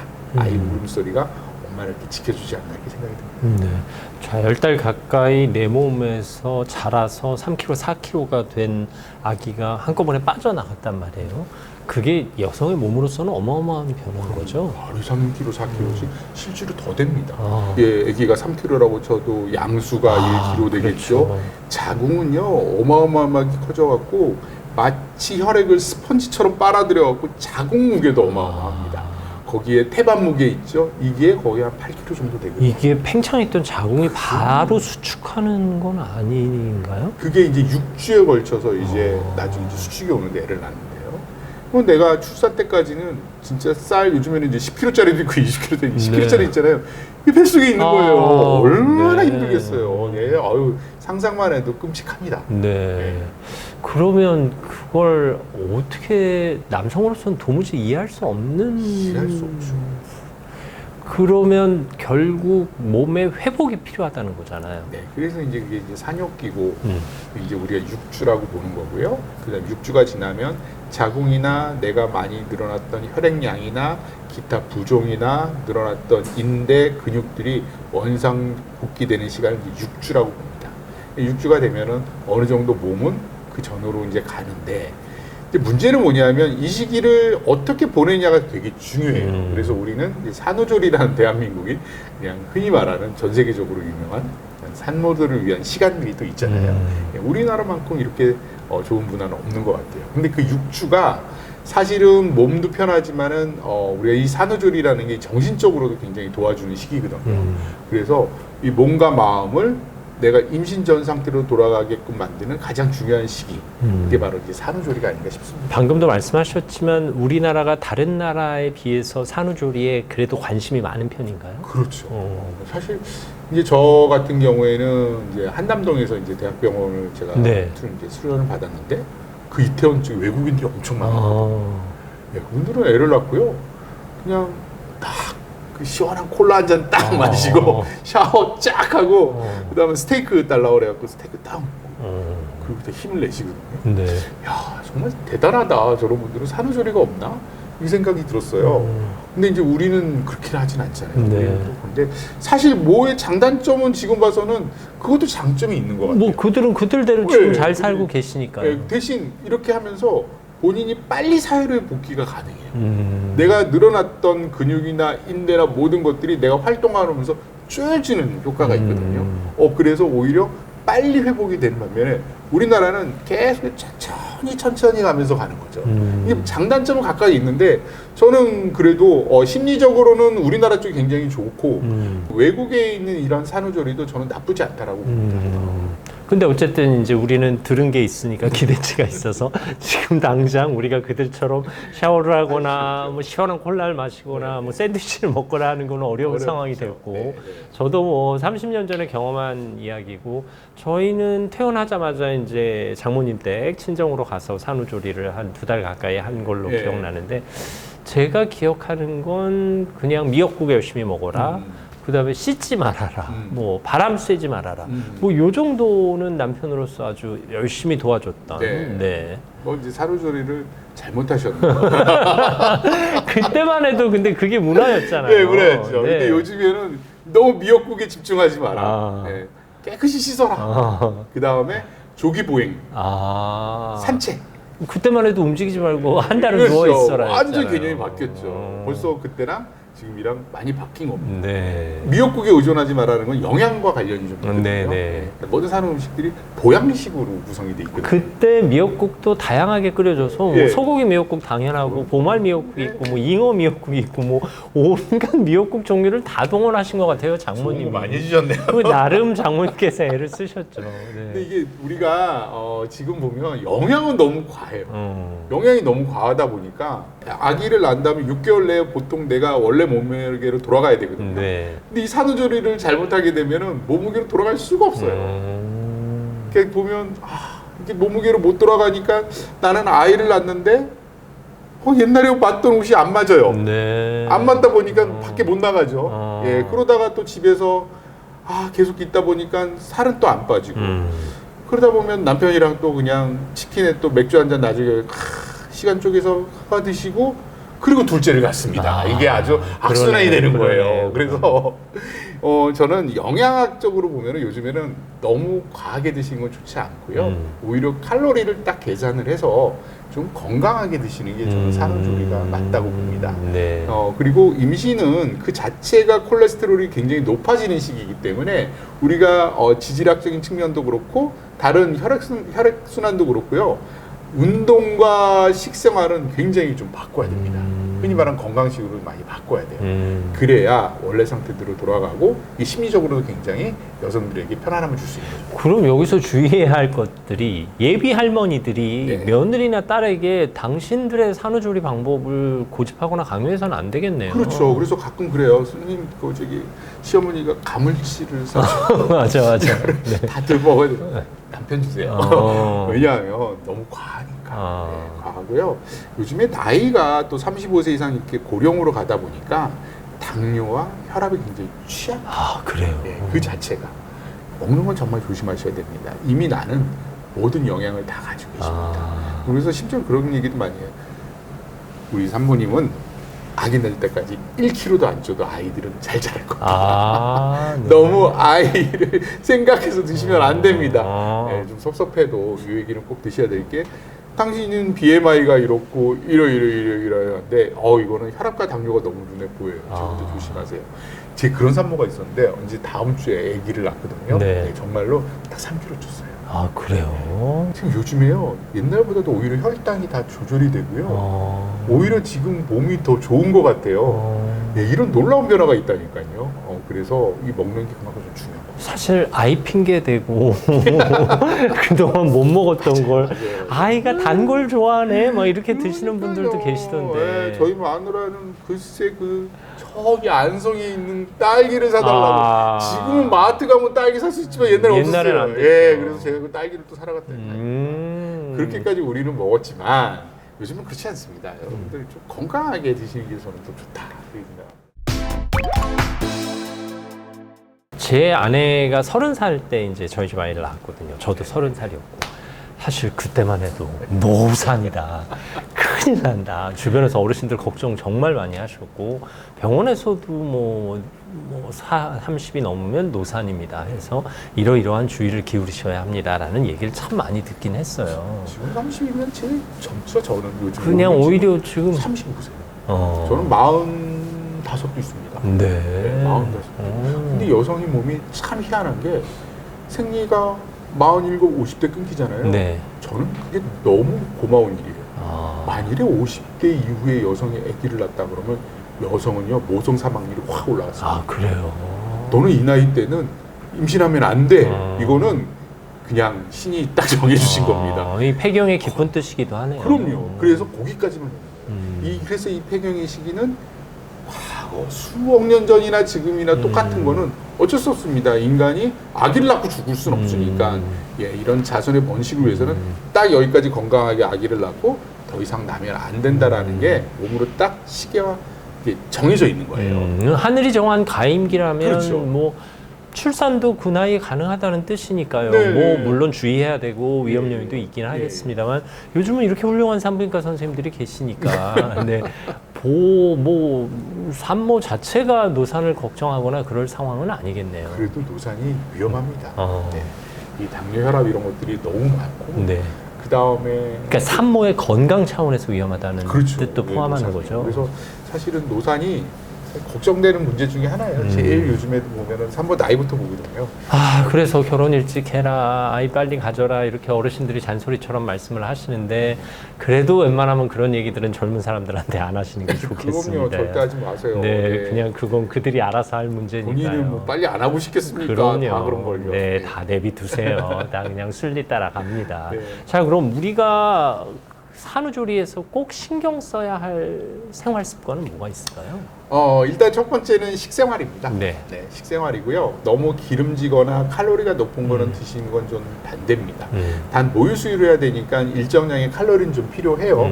그래서 보통은 남성이 2000, 여성이 1500 칼로리 정도를 평상시에 먹는다고 하면 산후 때는 한 500 칼로리, 그러니까 2000 정도 칼로리로 모유 수유 때는 드시는 게 좋고요. 그 다음에 수유가 끝나면 오히려 칼로리를 좀 줄여주는 게 더 좋습니다. 그 다음에 혈당을 높이는 탄수화물이 식단은 별로 좋지는 않죠. 그래서 흔히 말하는 건강식, 더 쉽게 말하면 맛없는 거. 이거를 좀 많이 드시는 게 좋고요. 그 다음에 적절한 운동은 좀 필요합니다. 우리 몸은 이미 이만큼 늘어났기 때문에 이걸 조여줘야 되는데 아니 이게 무슨 기계면 내가 볼트 나사를 조이겠는데 그거 할 수 없잖아요. 그건 뭐냐? 결국은 인대나 근육을 수축시키려면 적절한 운동이 좀 필요합니다. 그래서 운동이라는 게 사실은 뭐 심한 체력 단련의 운동이 아니라 꾸준히 할 수 있는 그리고 지속적으로 할 수 있는 운동이 굉장히 중요한데 이건 정말 우리가 흔히 말하는 옛날 그 아시죠? 국민체조. 네네. 그런 체조부터 시작해서 너무너무 많아요. 이게 뭐 도움이 돼? 아니 엄청 도움이 됩니다. 예, 저 이거 국민체조 하나 가지고도 몸의 건강을 찾은 사모님들이 있거든요. 안 할 뿐이지 하면 굉장히 도움이 되니까 이런 것들을 서서히 시작하는 게 가장 좋고요. 그 다음에 집에서 봤을 때는 또 아이를 키우기가 너무 힘들거든요. 맞아요. 그래서 보약이 좀 필요한데 그 보약은 바로 남편입니다. 네. 남편의 서포트 없이는 이 산후라는 게 사실은 있을 수가 없어요. 그래서 요즘은 근데 많은 세대들이 젊은 사람들이 서로 도와주는 것들이 생활화되어 있기 때문에 많이 하는데 그래도 아직도 좀 못하시는 분들이 있더라고요. 그래서 육아를 여성이 독박을 하는 게 아니라 흔히 말하는 남자와 같이 남편과 두 분이 하시는 그런 또 생활 습관이 좀 필요하지 않나. 이 세 가지만 지키시면 바로 또 둘째 가질 수 있거든요. 아유, 뭐 요즘 젊은 남편들은 저희 세대에 비하면 정말 극진하게 하는데 또 젊은 아내 입장에서는 또 기준이 다르기 때문에 만족스럽지 않을 수는 있겠죠. 근데 아내를 만족시키는 최상의 서비스를 제공해야 된다. 사실 이제 산모들이 가장 취약한 게 화장실이에요. 화장실 낙상이 많습니다. 네, 그러시니까 그래요. 네, 크게 다쳐요. 그래서 제가 남편분 오면 늘 얘기하는 게 화장실 청소시키거든요. 물기 닦으세요. 네. 지금부터 닦으면 당신은 평생 예, 사랑받을 겁니다. 진짜로 실천하는 부부들이 있거든요. 예, 이런 것들이거든요. 생활습관을 뭐 여성 아내를 위해서 내가 음식을 하고 빨래를 하고 이런 게 아니라 이런 자질구레한 것들, 흔히 말하는 안 챙기는 것들을 남편이 다 도와주셔야 돼요. 네. 예, 이런 것부터 시작을 하시고요. 아이들이 밤낮이 없잖아요. 그러니까. 그만큼 수면 부족과 같이 오거든요. 수면 부족은 결국은 심리적으로 굉장히 불안하게 만들고 이걸로 인해서 저는 우울증을 겪는 분들도 굉장히 많아요. 아우, 내가 이러려고 아기를 낳나? 내가 이러려고 임신을 했나? 너무 후회가 돼라는 생각이 들기 시작부터 여성분들은 걷잡을 수 없습니다. 그러니까 그걸 도와준다는 것은 결국은 남편이 같이 육아를 해준다는 거죠. 아이는 아내가 낳지만 육아는 남편이 한다라는 생각으로 오히려 더 많이 도와주는 게 저는 가장 중요하지 않나 생각이 사실 듭니다. 엄마는 몸이 힘드니까 밤새 아이를 돌보기는 힘들잖아요. 잠을 그렇죠. 충분히 자야 하니까. 근데 또 아빠는 다음날 출근을 해야 하니까 네. 또 거기에도 한계가 있단 말이에요. 그래서 뭐 요즘 남편의 육아휴직 제도도 마련이 돼 있긴 합니다만 이거 뭐 적당히 배분하기가 쉽지 않겠어요. 근데 왜 회사만 다니지? 왜 회식을 하고 오냐? 이런 그래요. 거 하지 말라고요. 네, 네. 회사만 다녀오세요. 빨리. 그리고 이게 최근에 한 후배 이야기를 들어보니 네. 산후조리원에서 네. 3주 만에 이제 집으로 왔어요. 근데 그 다음 날부터 이제 바로 힘들어지는 게 네. 이게 아기 입장에서도 산후조리원에서 최상의 서비스를 받다가 자신의 집으로 이제 생애 최초로 오는 건데 일단 자신을 돌보는 인원들이 현격하게 줄어든 거잖아요. 전문 인력이 아닌 엄마 아빠, 그것도 서툰 엄마 아빠가 되다 보니 아이 입장에서도 좀 힘들겠다는 생각이 들어요. 입장에서 엄청 힘들죠. 아이는 울어요. 배고파도 울고 싸도 울고 얘는 표현 수단이 우는 건데 그래도 3주 동안은 극진한 서비스를 받다가 그분들은 왜 우는지 알거든요. 네. 근데 나는 이 초보 엄마 아빠 때는 내가 암만 울어도 이 사람들이 안 해줘. 그러니까 엄청 힘든 거예요. 애들은 그치지 않지. 저도 그런 경험 있었거든요. 아이가 왜 우는지를 모르겠어요, 도대체. 또 요즘에 아파트 하면 층간 소음에 층간 울음까지 있다고 그러잖아요. 그러니까 이거 어떻게 하면 울음을 그치려고 아이를 데리고 밖으로도 나갔다가 다 네. 그렇게 하잖아요. 사실은 뭐 초보 엄마 아빠가 겪는 그런 것 중에 하나지만 이것부터 굉장히 힘든 겁니다. 그다음 우유는 어떻게 먹여야 되지? 이게 뜨거울까? 이런 우리 초보 엄마들이 하는 실수들. 네, 다 겪는 과정인 거죠. 저는 겪는 과정인데 그거에 대해서 너무 스트레스 받으면 안 되고요. 그럴 때도 도와주는 게 남편입니다. 네, 같이 한번 좀 버티시고. 이건 정말 어리석은 질문처럼 느껴지긴 하는데요. 물어볼까 말까 고민하다가 물어봅니다만 아기 중심으로 갈까요? 산모 중심으로 갈까요? 저는 일단은 이게 시기별로 다른데요. 네. 돌 때는 그래도 아이 중심으로 가야 되고 그 다음에 돌부터는 산모 중심으로 좀 배려를 해야 된다. 어느 정도. 왜냐하면 초반에 아내를 위하는 거는 사실은 아이를 돌봐야 되는 거거든요. 그렇죠. 그게 해결이 되는 거죠. 아기 중심으로 가는 게 결국은 궁극적으로 좀, 아내를 네. 위한 거니까. 이제 돌이 되고 아이가 되면 아이를 또 이제 데리고 가면서 아내에게 휴식 시간을 주는 거죠. 그런 개념으로 네. 초반에는 아이를 위하시고요. 그 다음에 아내를 좀 위하시면 둘 다 아내를 위하지 않나 생각이 듭니다. 네. 그렇게 어리석은 질문은 아니군요. 아이 현명한 네, 질문입니다. 네, 좋습니다. 이게 또 예전 습관은 바람 쐬지 말아라, 산모. 네. 그래서 에어컨도 틀지 말아라 하시는 할머니들이 좀 계시다고 들었어요. 네. 근데 이제 너무 더워도 저는 좋진 않은데요. 사실 우리가 적정한 습도, 온도를 보면 한 22도, 24도 얘기하잖아요. 네네. 예, 그 선에서 지키는 게 저는 제일 좋은 것 같아요. 우리도 건강한 사람도 사실 에어컨 바람 좋진 않잖아요. 그래서 그 정도 하는 게 아기를 낳게 되면 이제 면역력 자체가 떨어지니까 저는 이제 흔히 말하는 산후풍이라는 개념을 떠나서 면역력 자체가 떨어지니까 온도 습도에 굉장히 취약합니다. 그래서 일정하게 덥지 않고 따뜻한 정도, 흔히 말하는 미지근한 정도의 온도를 유지하시는 게 저는 좋다고 봐요. 네. 그리고 이때 걸린 감기는 낫지도 않아요. 그래서 너무 온도를 급격히 낮추거나 또는 높이는 것은 좋지 않다고 보고요. 우리가 현대의학에서 보면은 산후풍이라는 그런 진단명은 없습니다. 그러니까 우리나라만 가지고 있는 건데 우리가 산후출혈이나 많은 양의 분만을 하다 보면은 흔히 말하는 뇌하수체에 좀 이상이 생겨갖고요. 갑상선에 좀 이상이 생겨요. 아, 그래요? 갑상선 염을 앓는 분들이 있거든요. 이런 분들이 오히려 진짜 산후풍처럼 굉장히 손발이 시린 분들이 있어요. 그래서 한번 갑상선 검사나 호르몬 검사도 나중에 이제 병원에 가셨을 때 혈액 검사 한번 해보시는 게 좋지 않나 싶습니다. 네. 어쨌든 할머니들께서 무조건 너 바람 쐬면 안 된다 이런 건 고집하시면 안 되겠습니다. 네, 이거 이제 지금은 좀 더워서 그런데 날씨가 조금 선선해지면 조기보행 걸으시면요. 일단은 걷는다는 자체는 혈액 순환을 도와주는 거거든요. 예, 그렇게 되면 내가 한때 힘들었던 내 심혈관계를 다시 세팅하는 기회가 오거든요.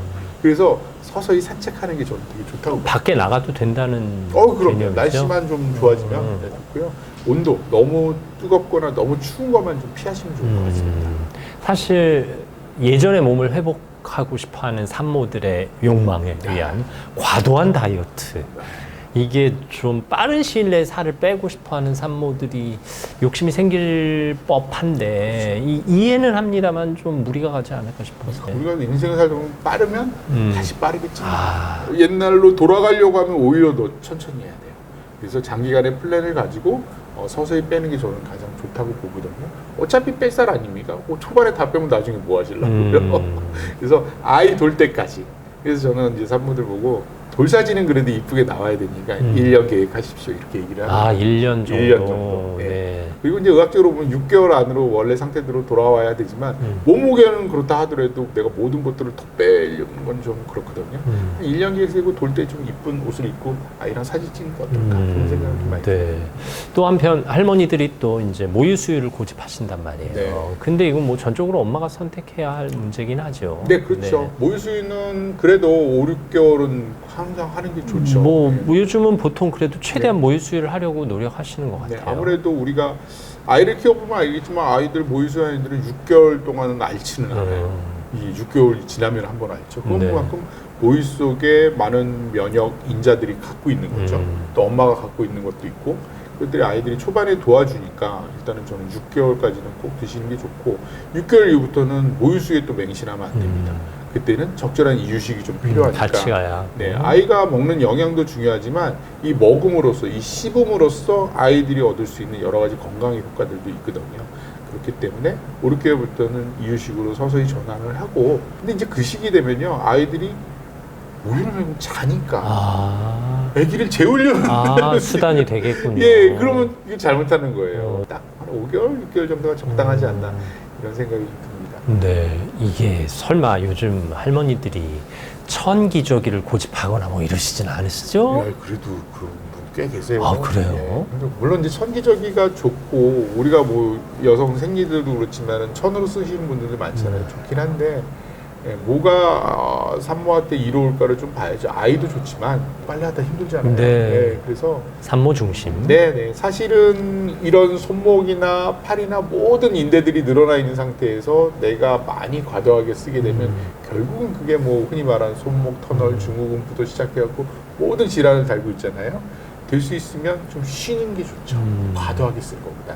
운동을 해서 쪼여주되 노동을 하지 마라. 예, 그런 얘기거든요. 이게 이제 또 산후조리 잘못하면 평생 골병 든다의 문장으로 연결이 되니까. 바로 그겁니다. 이게 어디까지 사실이에요? 진짜 그 명제 자체는 참인 게 맞죠? 볼트랑 너트를 끼울 때 잘못 끼워서 끝까지 끼우면 이거 그냥 흔히 말하는 바보가 되는 거잖아요. 네네네. 그때 잘 끼워야 되거든요. 그런데 내가 늘어났던 내 몸을 어떠한 적절한 상태가 아니라 다른 노동을 통해서 이거를 한다 그러면 오히려 노동을 하는 쪽으로 모든 근육과 인대는 따라가는 거기 때문에 결국은 몸은 틀어지게 되고 병이 나게 되는 거죠. 그래서 과도한 노동보다는 어떠한 적절한 운동으로 내가 좀 도와줘야 되고요. 아이를 안거나 아이를 보는 게도 항상 한쪽만 보잖아요. 그러니까 몸은 뒤틀어지게 돼 있거든요. 그래서 좌우로 좀 바꿔가면서 아이를 본다든지 그 다음에 과도한 시간이 지나게 되면 그때는 이제 우리 지원군 남편분이 오셔갖고 많이 도와주고 결국은 육아는 같이 해야 됩니다. 그래서 이제 이 모든 상황 때문에 30년 전에는 없던 산후조리원이 생겼어요. 네. 네. 요게 이제 좀 지혜로운 전략과 전술이 필요하지 않을까 싶어요. 워낙 또 고가인 곳도 많고, 네. 또 맘 놓고 편안하자면 정말 편안할 수 있는 시기가 그 시기인데, 이거 어느 선까지 어떻게 해야 되나 싶기도 하고. 가장 지혜로운 건 돈을 많이 벌어야 되는 비싸서. 저도 네. 사실 산후조리원 안 갔거든요. 아, 네. 저도 집에서 했는데. 이게 이제 요즘은 또 집과 산후조리를 병행하는 경우들이 많아요. 네. 근데 사실 사람의 만족이라는 게 한도 끝도 없잖아요. 네. 그래서 저는 어느 정도의 타협은 좀 필요하다고 봐요. 그리고 산후조리원에서의 고정된 어떤 음식과 이런 것들이 나한테 안 맞을 수도 있거든요. 아, 그럴 수 있네요. 그렇잖아요. 이런 네, 음식이 네. 나한테는 안 맞을 수도 있고 내가 원하는 음식은 다른 거일 수도 있고요. 그다음에 나는 또 이렇게 좀 보내고 싶은데 안 맞는데 그냥 무작정 따라가는 건 저는 아니라고 봐요. 최근에는 집에서 산후조리의 만족도도 굉장히 높으신 분들도 있습니다. 이렇게 도우미 분들 오셔갖고 워낙 전문가들이 많죠. 많으시니까. 네, 그래서 어느 정도 내가 육아에 대한 교육이나 이런 것들이 되면 또 내가 힘든 쪽으로 마사지나 다른 것들도 좀 받으면서 좀 집안에서 저는 산후조리하는 것도 저는 좋다고 보는데 제가 이렇게 얘기하는 게 다른 사람들이 공감을 못 받을 수 있다라는 걱정이 안 해봐서 저는 산후조리를 안 해봐서 저도 보는 입장이에요. 조리원을 경험 못 네, 해봤기 경험을 못 때문에. 해봤기 때문에 그게 얼마나 천국인지 저는 잘 모르겠어요. 네, 그러니까 모르시죠? 모르죠. 네. 저도 모르고 네. 이제 남편 입장에서도 뭐 그쪽이 좋다는 얘기는 많이 네. 하지만 네. 어쨌든 또 하나의 대안으로 산후조리원 비용만큼 산후도우미를 집으로 모셔서 서비스를 받는 것도 하나의 선택지가 될 수 이 있다라는 얘기를 왜 하냐면 많은 남편분들이 나는 경험해보진 않지만 어. 좋다니까 해야 되니까 이게 다른 사람들이 이제 맹목적으로 한다는 트렌드를 따라가는 그러니까요. 상황일 수 그래? 있어요. 이게 조금 더 비싼데 이게 더 좋은 거 아니야? 이렇게 해주고 싶으니까 네. 근데 이제 부담은 많이 나가. 사실 아기 입장에서는 어떤 거예요? 아기 입장에서는 뭐 장단점이 있는데요. 일단은 산후조리를 아기 그쪽에서 하게 되면 아무래도 밤에는 봐주니까 네, 최상의 서비스를. 예, 충분한 수면을 취할 수 있고 하지만 유대감은 또 그냥 조금 떨어질 수 있겠죠. 그래서 뭐 장단점이 있는 것 같아요. 내가 24시간 동안 아이를 케어할 수 있는 집이 더 좋다는 사람도 있고요. 그다음에 나는 충분한 수면을 확보하기 위해서 내 집 내가 좀 쉬어야 되니까 산후조리원을 좀 택하는 분들. 그러니까 아기도 이제 출생 이후 최고의 환경을 3주 동안 경험하다가 또 이제 집이라는 평범한 환경으로 옮겼을 때 변화에 대한 충격도 있을 수는 있겠군요. 집이 좋아요. 네, 집이 좋아요. 그리고 또 집에 적응을 해야 하니까요. 네, 네. 자, 현명한 산후조리 한마디로 정의할 수는 없겠지만 그래도 마무리를 해주신다. 현명한 산후조리는 결국은 내가 산전으로 내 몸과 마음이 돌아가도록 만드는 거예요. 그게 무엇이든 간에 그렇게 하시는 게 가장 좋고요. 그 다음에 현명한 산후조리의 필수 요건 하나, 결국 남편입니다. 남편 없이는 이게 할 수가 없거든요. 남편이 아이는 안 낳지만 육아만큼은 산후조리만큼은 내가 책임지고 하겠다라는 그런 결심이 좀 필요하지 않나 싶습니다. 네, 엄마가 엄마 되는 가장 고귀한 순간은 엄마 혼자 감당해야 하는 시기가 아닙니다. 네, 아빠도 함께 해야 하는 시기라는 거 잊지 않으셨으면 좋겠습니다. 명절 전부터 증상이 슬슬 나타나기 시작한다는. 허리 불편하겠죠. 골반 안 좋게, 손목 안 좋게. 이것부터 시작해갖고요. 진짜 아픈 거예요. 네, 근데 남자들은 술만 먹고 있어요. 그래서 딸한테 매일 카톡 와요. 저도. 안 오세요? 아니 뭐 저희는 아들이다 보니까 하라고 하시겠어요? 뭐 할 줄 아는 게 없어요. 그렇죠. 명절 음식 누가 하세요 집에서? 저는 아무도 안 하세요.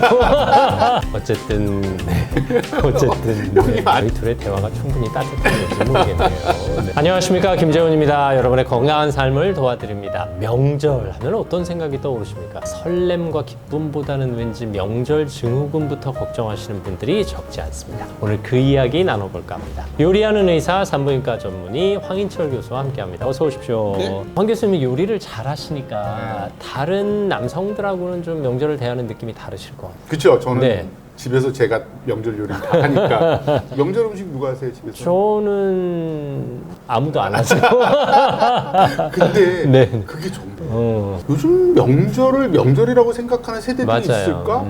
지금 제 세대가 마지막이 아닐까 이런 생각이 들거든요. 우리 아이들만 해도 명절은 그냥 맛있는 거 먹는 거 그냥 한번 좀 갈비 좀 먹고 전 좀 먹고 이런 걸로만 생각하지 옛날에 가족들이 모여서 그렇죠. 하는 것들이 많이 없더라고요. 네. 반면에 이제 그 세대의 마지막이자 그 세대의 시작인 것이기도 하죠. 이제 그쵸. 부모님 다 떠나시고 나면은 그럼 우리 굳이 요란하게 명절을 지키지 말자의 개념으로 넘어가는 세대가 아픈데. 근데 저 같은 경우는 이제 아버지가 이제 황해도 이북에서 내려오셔갖고 네. 명절에 가족들이 많이 없잖아요. 그래서 명절이 되게 외로웠어요. 명절 때 아버지가 이렇게 TV를 보시면서 그때 이제 우시는 것도 보고. 그냥 아버지가 왜 울어? 왜 울어? 이렇게 물어보면은 엄마가 아빠는 우는 게 아니다.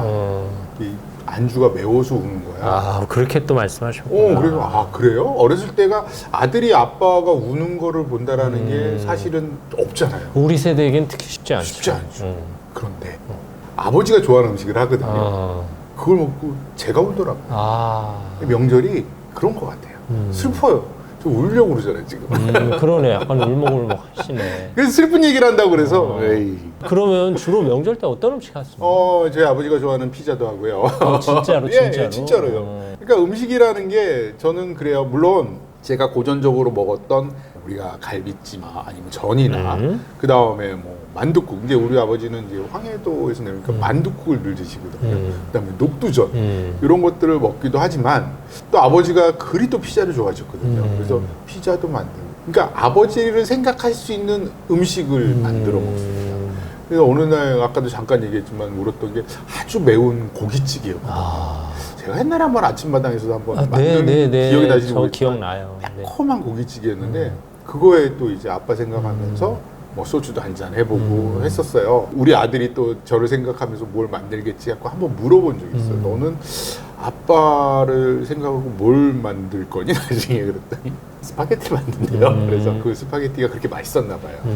그거 생각하면 항상 아빠 제사 때는 그냥 아빠 생각할 수 있는 음식을 좀 만들어. 저는 그렇게 교육을 시키고 있습니다. 사실 명절이라는 게 이제 오랜만에 멀리 떨어져 살던 자녀들, 가족을 만나는 시간이기도 하지만 말씀하신 대로 먼저 떠나가신 또 부모님을 그리워하는 시간이기도 하니까요. 제사 음식들 아이들이 입맛에 안 맞아요. 탕국, 토랑국 이런 거 애들 잘 몰라요. 그러니까 이제 예. 차례상도 바뀌어야 되는 게 맞는 그럼요. 거죠. 그렇게 맛있는 과일 있는데 왜 사과 이런 것만 고집하냐고요. 대추 이런 거 애들 안 먹는데. 그렇죠. 포도 그렇고. 그래서 좀 많이 개념 바뀌는데 저는 그게 나쁘다 생각은 안 합니다. 요즘에 맞게. 단 명절을 정해하라 그러면 가족을 생각하는 거. 우리가 1년에 한두 번 정도는 그런 날이 있어야 되지 않겠어요? 맞아요. 예, 그래서 옛날에 아버지, 어머니, 할머니, 우리 가족들이 모여서 다는 없지만 그래도 얘기 한번 하고 그래야 그때는 아빠가 이게 좋았지 엄마가 이게 좀 섭섭했지 이런 얘기를 하는 시간이 명절이 되지 않나. 요즘 저희 집은 그렇게 하고 있대요. 근데 문제는 이제 명절 증후군이라는 말이 생겼단 말이에요. 그렇죠. 그만큼 명절이 어떤 불편함 혹은 공포, 두려움의 대상이 돼버렸어요. 네. 뭐 명절 증후군이 생기기도 하지만 또 이제 없어질 겁니다. 그렇게 또 많은 그쵸. 사람들이 맞는 말씀이에요. 네, 뭐 한 네. 10년 전에 생겼다고 하면 네, 이제 10년 내에 없어질 단어인 것처럼 보이긴 하는데 대신 그러려면 문화가 바뀌어야 되는 거죠. 예, 근데 이게 또 중요한 게 뭐냐면 아마 이거를 또 보시고 있는 분들은 그걸 지키는 마지막 세대이기 때문에 명절 그렇죠, 증후군을 그렇죠. 겪고 있거든요. 네. 이게 명절이라는 게 사실은 저희 때만 해도 많은 가족들이 모이다 보니까 네. 정신적인 증후군과 신체적인 증후군을 알죠. 일단 과도한 노동과 네. 불편한 관계에 의한 갈등. 왜 이렇게 평상시 연락도 안 하다 그날만큼 이렇게 질문이 많은지. 그러게 말이에요. 후벼파잖아요, 아주 그냥. 네네. 아예 냉장고 문부터 여는 게 스트레스잖아요.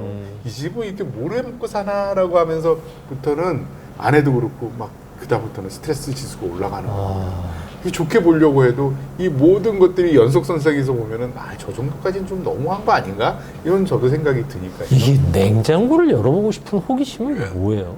그리고 냉장고를 보여주고 싶지 않은 그 신비는 뭘까요? 곳간을 열어보는 거라니까요. 근데 곡간보다 더한 거죠, 어떻게 보면. 그래서 보통은 이제 명절을 준비하는 집은요 냉장고가 깨끗할 수가 없어요. 음식을 만들어야 되니까. 당연히. 네. 그리고 정리가 안 돼 있죠. 네, 그러면서 열고 뭐 하나 집어보면서 왜 이렇게 지저분해 이러면은 그게 스트레스죠. 좋은 얘기를 해야 되는데 시집을 가라냐부터 시작해가지고 네. 항상 그런 얘기를 하더라고요. 그러니까요. 결혼을 언제 하니, 돈을 네, 얼마 버니, 취직은 언제니, 대학은 어떻게 가니, 온갖 불편한 질문을 모아서 해버리시니까. 저도 또 그거 있더라고요. 네. 아, 이건 진짜 마음 굳게 먹고 입을 다물고 참아야 돼요. 어른 입장에서는. 네. 그래서 이런 정신적인 스트레스. 그 다음에 두 번째는 가족들이 먹는 음식이랑 친구들 아니면 친척들이 와갖고 오는 대규모의 음식들은 이거는 뭐 상상 불가. 아마 노동의 강도는 제곱으로 올라갈걸요. 아, 그래요? 예. 그래서 너무너무 힘든 거죠. 그다음 치워야 될 것도 많고. 그렇죠. 그 다음에 음식들이 그렇게 낯익은 음식이 아니거든요. 정성이 가는 음식이잖아요. 계속해서 타지 않게 지켜봐야 되고 오랜 시간 동안 또 그렇게 또 집이 이렇게 뭐 풍성하게 넓은 집 아니잖아요. 항상 좁단 말이죠. 아무리 좋은 가스레인지도 불이 4개인데 4개 다 올라갈 수 없으니 옆에서 쪼그려서 또 브루스타일 하고 이 자체가 너무 스트레스죠. 그리고 또 음식만 합니까? 치워야죠. 중간중간 청소해야죠. 그러니까 모든 것들이 노동과 연결이 돼 있단 말이죠. 근데 그거를 준비하는 세대들이 특징이 뭐냐? 다 나이대가 40대, 50대. 그야말로 흔히 말하는 갱년기를 겪는 시기인데 네. 예, 내가 심리적으로도 굉장히 힘든 상태에서 매년 이것들을 겪어야 하다 보니까 이거는 증후군인 정도면 다행인 겁니다. 몸속에서는 전쟁이 일어나는 거죠. 그래서 굉장히 힘들다. 그래서 이게 증후군이라는 얘기를 하지 않나 싶습니다. 우리가 어떻게 보면 당연한 얘기를 하고 있는 이유가 있습니다. 이게 증후군이라는 네. 표현이 붙은 건 병리적일 수도 있다는 뜻인 거 아니에요? 그렇죠. 증후군이라는 거는요. 하나만을 얘기를 하는 것이 아니라 여러 가지가 동시다발적으로 일어났을 때 증후군이라고 그러거든요. 네. 그러니까 이거는 아까 얘기했던 심리적인 거, 내가 이런 손도 아프고 허리도 아프고 그 다음에 싸우고 이런 모든 것들을 통틀어서 저는 증후군이다.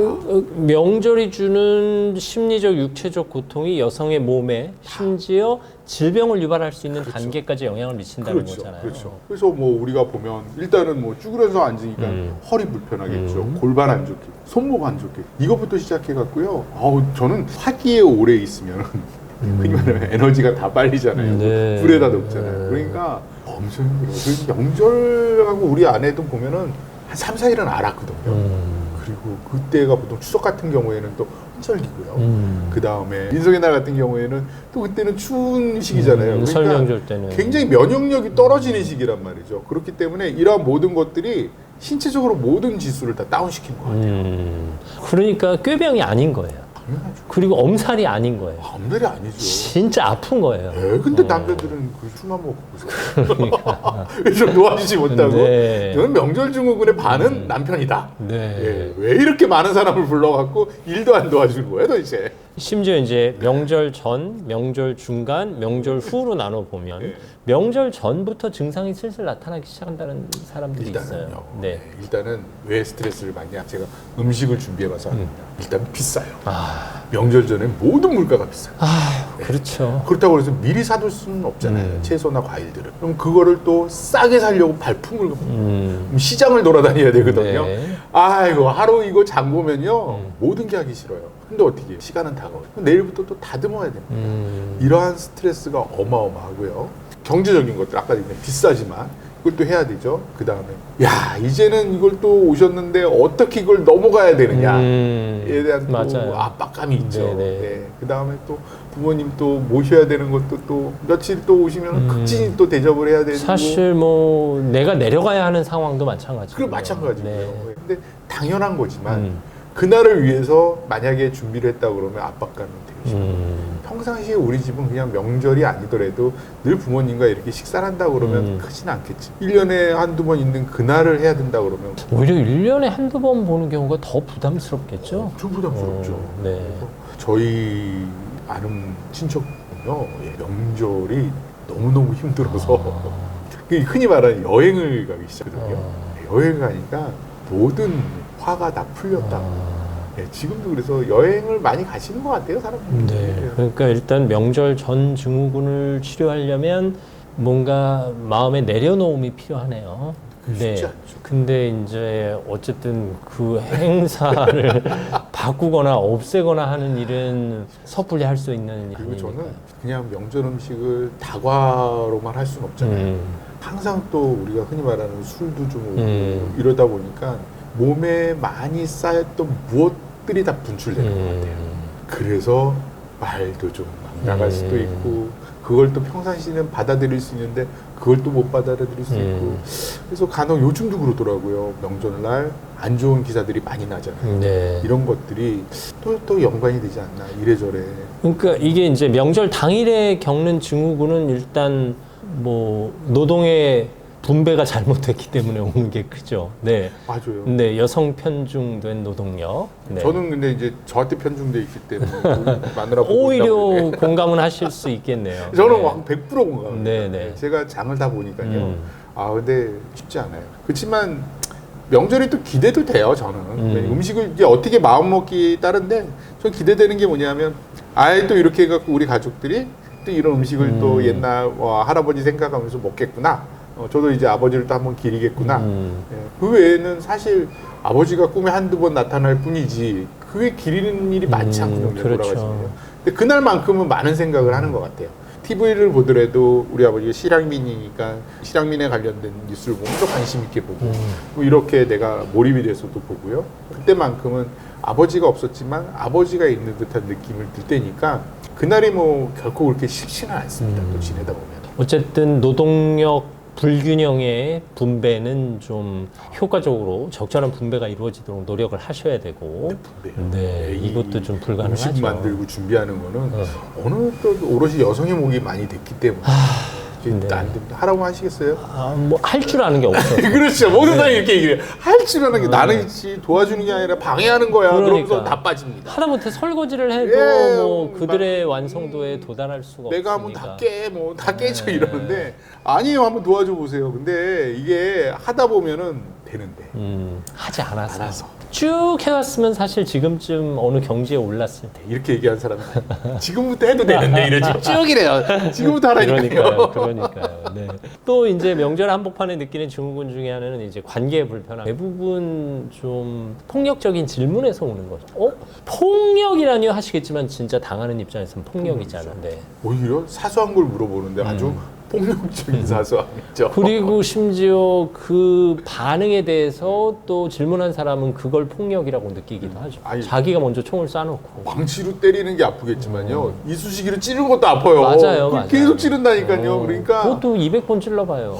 폭발하는 거죠. 그것도. 그래서 저도 꽤 봤어요. 뭐 그런 거 없는 집안 없을 거죠. 많은 사람들이 모이면 항상 늘 그렇잖아요. 늘 좋은 일만 있는 것도 아니라. 뭐 네. 사실 이해는 하죠. 오랜만에 만나셨으니까 예, 이제 예. 상황이 궁금해서 예, 예. 근황을 묻는 차원의 취조형 질문인데 이게 이제 한계를 넘기 때문에 선을 넘기 때문에 아이들은 또 아이들대로 스트레스를 받고 아내는 아내대로 스트레스를 받고 중간에 있는 중재를 할 수 있는 아빠는 아빠대로 또 중재를 잘 못하게 되면 그야말로 이제 명절이 아니라 전쟁터가 되는 거죠. 네, 사실 그래서 어린이들은 따라가는데 이제 네. 10대 청소년들은 뭐 공부를 핑계로 빠지고 또 20대, 30대들을 특히 미혼인 청년들은 뭐 어떤 핑계를 대서라도 안 가려고 하는 게 지금의 트렌드가 돼버렸어요. 네. 이게 뭔가 우리가 놓치고 있고 잃어버리고 있는 것 같아서. 그거는 이제 가족이라는 거에 대해서 다시 한번 좀 생각을 해야 될 것 같아요. 그러니까 사실은 우리 가족과 식구는 늘 밥을 같이 먹는 식구라고 하고 가족이라고 얘기를 하잖아요.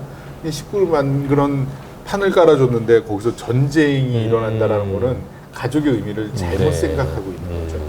그래서 진짜 배려하는 마음이 굉장히 좀 필요하고 이 명절이라는 거에 대해서 그냥 명절은 온 가족이 의무적으로 만나는 게 아니라 우리가 그냥 얼굴 한번 보면서 아까도 얘기했지만 기리는 거예요. 근데 기리는 방법이 절을 하고 제사를 하고 기리는 게 아니라 그분이 뭘 했는가에 대해서 우리가 한번 생각을 해보고 그 다음에 배울 점은 뭐였는지. 그리고 저도 그러거든요. 아버지가 저한테 해줬던 것들은 굉장히 좀 믿어주는 그런 아버지 모습이 생각이 나거든요.